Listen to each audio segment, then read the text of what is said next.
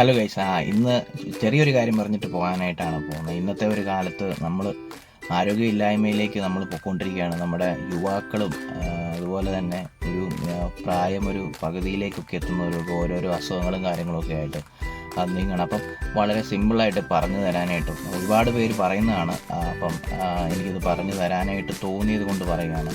ആരോഗ്യപരമായിട്ടിരിക്കണമെങ്കിൽ നമ്മൾ ചെയ്യേണ്ടത്, നമുക്ക് ആവശ്യത്തിനുള്ള ഉറക്കം വേണം. അതുപോലെ തന്നെ കൃത്യസമയത്ത് ഒരു 10 മണി തൊട്ട് ഒരു 6 മണിക്കൂർ, ഒരു 7 മണിക്കൂർ പരമാവധി ഉറങ്ങുക.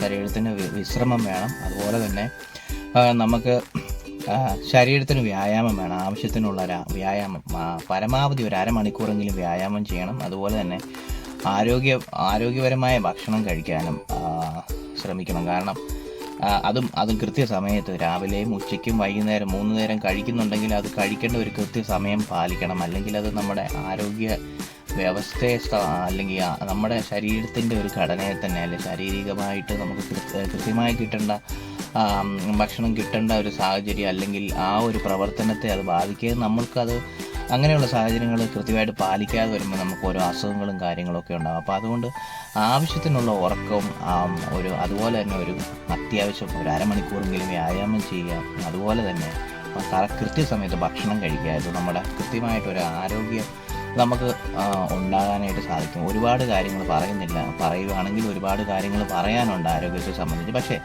ഇപ്പോൾ പറഞ്ഞ ഈ 3 കാര്യങ്ങൾ ശ്രദ്ധിച്ചു കഴിഞ്ഞാൽ അത്യാവശ്യം നമുക്ക് വലിയ അസുഖങ്ങളോ കാര്യങ്ങളോ ഒന്നും ഇല്ലാതെ പോകും.